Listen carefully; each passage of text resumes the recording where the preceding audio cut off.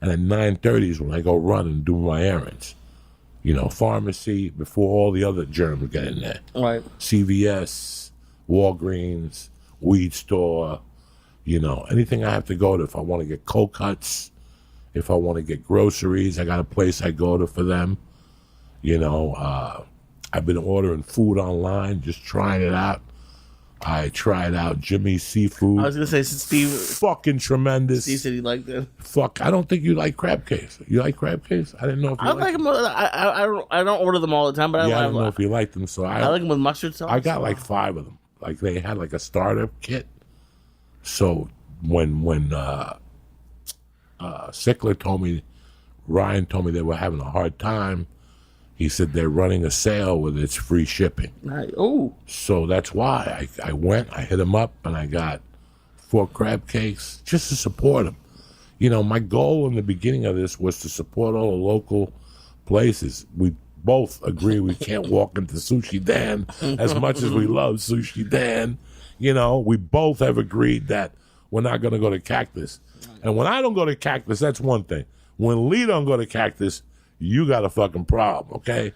You know, all our little food stops, I vowed to support them, but because how they are and how they're shaped, I can't. I still support the pizza. Pizza Wagon. Pizza Wagon of Brooklyn. My daughter would kill me if I didn't get it for her once a week. If I didn't get a Pizza Wagon of Brooklyn, I'd go down. I just broke down for the first time in 7 weeks when Lee told me he ordered Gumshoe. What's that? Grubhub, which, you know, you got to be retarded. That's really, that raises it. That's an extra set of hands touching your food on top of a car that somebody sat on. You always go pick up your food. You go to Green Apple, call them. They'll tell you what time. And you sit outside and they bring it, they put it in the trunk of your car. Wow, okay. Okay, so these are the things you got to do. You can't have, the less contact with motherfuckers, the better. I will say the couple times I did it, they had masks and gloves on and all that stuff. Yeah, people are, listen, nobody wants to go out of business and nobody wants to get fined. I wanted to truly support a lot of fucking places. There's a lot of places I go to that I wanted to support. You know, there's a place, I don't want to mention it, I can't go in there. They lock the door. You got to touch the handle, go in and wait. I've seen people do it. I can't go in there. So my eating out days have been over till once you told me about that you ordered, then I go, you know what, maybe I'll. And when we called, my wife said the Chinese people said they'll bring it outside to you, which in most parts of the East Coast, there ain't no fucking Chinese food.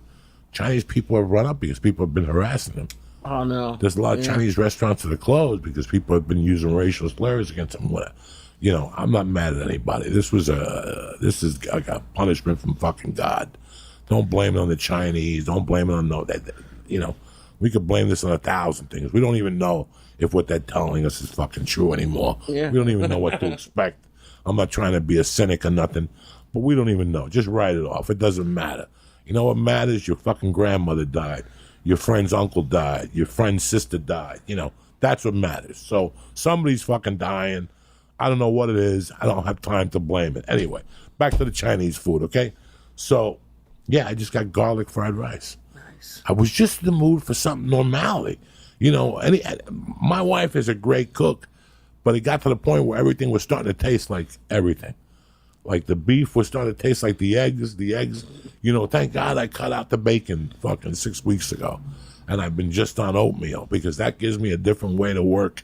I don't feel fucking like I'm eating bread for breakfast. None of that shit. You know, I ordered the Jimmy's Seafood and I was so impressed with it that I started going on different websites. So if anybody has a great website, like a restaurant, tweet it to me. Just tweet me like that I just went to Maine something company. A friend of mine referred me, so I made little orders. I ordered a 1 pound bag of clams to make spaghetti and clam sauce, and I got a 1 pound bag of shrimp because we haven't had seafood since this whole fucking thing started.